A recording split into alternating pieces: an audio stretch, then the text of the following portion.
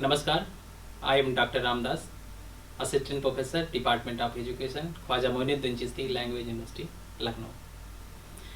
आज हम एक ऐसे मुद्दे पर बात करेंगे, एक ऐसे टॉपिक पे बात करेंगे जो मुझे लगता है कि हर एक विद्यार्थी को पता होना चाहिए कि हमारी जो शिक्षा व्यवस्था है और जो हमारा समाज है एक दूसरे से किस तरह से संबंधित है या एक दूसरे से किस तरह से जुड़े हुए हैं।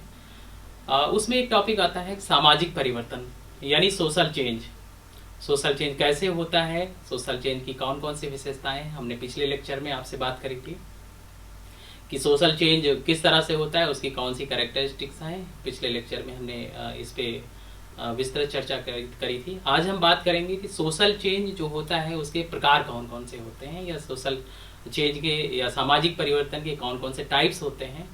तो उसके बारे में आज हम लोग यहाँ पर कुछ परिचर्चा करेंगे।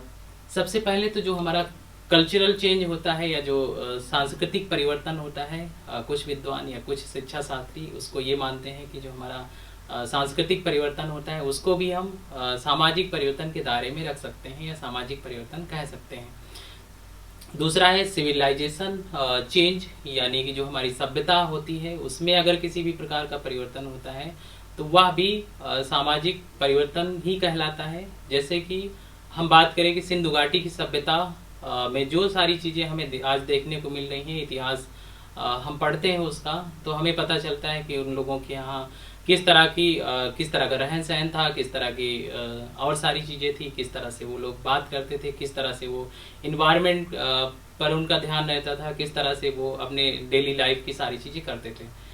तो जो सभ्यता में जिस तरह से बदलाव होता है उसको भी हम सामाजिक परिवर्तन कह सकते हैं। प्राचीन काल में हमारे जो खाने पीने के तरीके थे, हमारे व्यवहार करने के तरीके थे या हमारे लोगों से बातचीत के तरीके थे, उनमें आज बदलाव देखने को मिलता है। तो ये सारी प्रक्रिया, ये सारी प्रोसेस जो हुई है वो सामाजिक परिवर्तन के फलस्वरूप ही हुई है।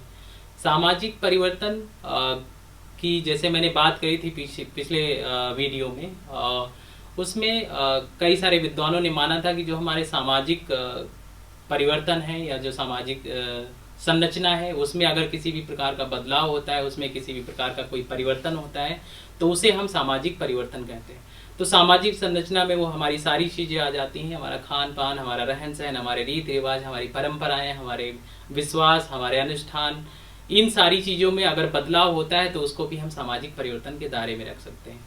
तो यानी सभ्यता में जिस तरह से बदलाव आता है या बदलाव होता है उसको भी हम लोग सामाजिक परिवर्तन कह सकते हैं। दूसरे प्रकार के बारे में अगर हम बात करें तो जो हमारा कल्चरल चेंज होता है या सांस्कृतिक परिवर्तन होता है। अच्छा, सांस्कृतिक परिवर्तन के पहले हम लोग एक बात और समझ लेते हैं कि संस्कृति के जो हमारे दो पहलू होते हैं, एक तो भौतिक पक्ष होता है, एक अभौतिक पक्ष। भौतिक पक्ष में वो सारी चीज़ें हमारी आ जाती हैं, चाहे हमारा रहना, खाना पीना या फिर लोगों से बात करना, अपनी जो डेली लाइफ है उसके बारे में बात करना, या फिर उनमें उपयोग होने वाली चीज़ें। और जो हमारी अभौतिक संस्कृति है उसमें वो सारे हमारे रीति रिवाज, परंपराएं या फिर हमारे विश्वास, इन सारी चीज़ों को रखते हैं। तो भौतिक परिवर्तन में जो चीज़ें होती हैं वो आसानी के साथ बदल जाती हैं, आसानी के साथ परिवर्तित हो जाती हैं। सपोज दैट अगर हम कोई नई कार चला रहे हैं और दूसरी कार खरीद लेते हैं तो उसमें समाज के लोग या हमारे आसपास पड़ोस के लोग उसका कोई विरोध नहीं करते हैं, या हमारे जो कपड़े हैं हमने दूसरी तरह से पहन लिए या दूसरे डिज़ाइन के पहन लिए, उस पर भी हमारे आस पास पड़ोस के लोग किसी भी तरह का कोई विरोध नहीं करते हैं। लेकिन जो अभौतिक संस्कृति है या कह लीजिए कि जो हमारे विश्वास हैं, परंपराएं हैं, इनमें इतनी आसानी के साथ या इतनी जल्दी बदलाव नहीं आता है। तो जब दोनों पक्षों में बदलाव आता है, जब भौतिक या अभौतिक पक्ष दोनों प्रभावित होते हैं या दोनों चीज़ों में बदलाव आता है, उसको भी हम लोग सामाजिक परिवर्तन के दायरे में रख सकते हैं। तीसरा है हमारा सोशल रिलेशनशिप, यानी कि जो सोशल रिलेशनशिप होती है हमारी या जो सामाजिक संबंध होते हैं उसमें भी बदलाव को हम सामाजिक परिवर्तन कह सकते हैं, सामाजिक परिवर्तन के दायरे में रख सकते हैं।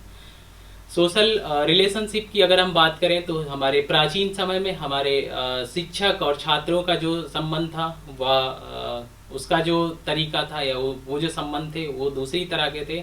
आज हमारे जो आधुनिक समय की बात करें, इसमें जो शिक्षक विद्यार्थी का संबंध या माता पिता का संबंध या फिर जो हमारे पिता पुत्र का संबंध, उसमें कई सारे बदलाव देखने को मिलते हैं।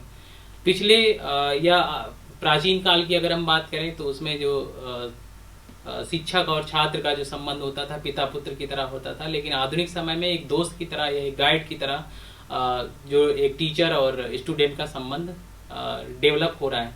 तो इससे क्या होता है कि जो सामाजिक चीज़ें होती हैं, जो समाज में जिस तरह की परिस्थिति होती है, जिस तरह की सिचुएशन होती है, उसके हिसाब से सारे बदलाव होते जाते हैं। आज हमारी टेक्नोलॉजी या हमारी तकनीकी इतना ज़्यादा समृद्ध हो गई है कि हम हर चीज़ गूगल से या कह लीजिए टेक्नोलॉजी का सहारा लेकर के उसको जानने की कोशिश करते हैं।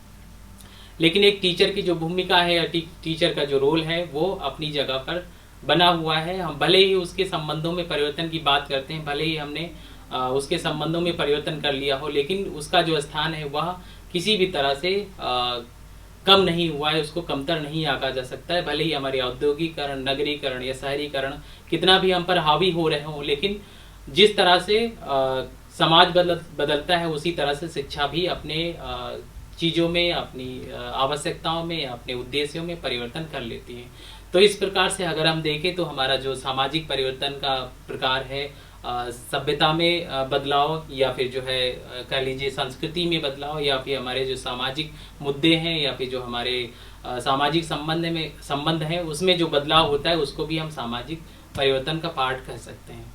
आगे हम बात करेंगे कि जो सामाजिक परिवर्तन है उसको प्रभावित करने वाले कौन कौन से कारक हैं, या हमारे जो सामाजिक संबंध हैं या जो हमारा सामाजिक परिवर्तन है उसमें किस प्रकार से बदलाव होते हैं और उनके पीछे कौन कौन से कारक जिम्मेदार होते हैं। तो पहला जो कारक होता है वो हमारा फिजिकल इन्वायरमेंट होता है कि हमारा जो ज्योग्राफिकल बैकग्राउंड है उसके हिसाब से परिवर्तन, इसका सामाजिक परिवर्तन पे इसका असर पड़ता है। हम देखते हैं कि कई सारे क्षेत्र या कई सारे एरिया ऐसी जगह पर हैं जहां पर कम्युनिकेशन का कोई प्रॉपर इंतजाम नहीं है, कम्युनिकेशन की कोई बेहतर व्यवस्था नहीं है। तो उसमें अपेक्षाकृत जहां पर कम्युनिकेशन की व्यवस्था है या जहां पर कम्युनिकेशन की चीजें ज्यादा बेहतर तरीके से मुहैया हो जाती है, वहां पर परिवर्तन आसानी के साथ किया जा सकता है। दूसरी चीज है कि जो हमारा बायोलॉजिकल फैक्टर होता है कि कई सारे एरिया होते हैं, कई सारे जो चीजें होती हैं हमारे बायोलॉजिकल या जैविक कारक भी इसमें महत्वपूर्ण भूमिका निभाते हैं। तो इस तरह से देखिए कई सारे ऐसे कारक हैं या कई सारी ऐसी चीजें हैं जो हमें इसका कारण बनती हैं या इस पे सामाजिक परिवर्तन पे प्रभाव डालती हैं। तो आगे किसी नेक्स्ट लेक्चर में इस पे हम विस्तृत चर्चा करेंगे। तब तक के लिए आप बने रहिए और सीखते रहिए, ऑनलाइन एजुकेशन के साथ जुड़े रहिए। नमस्कार।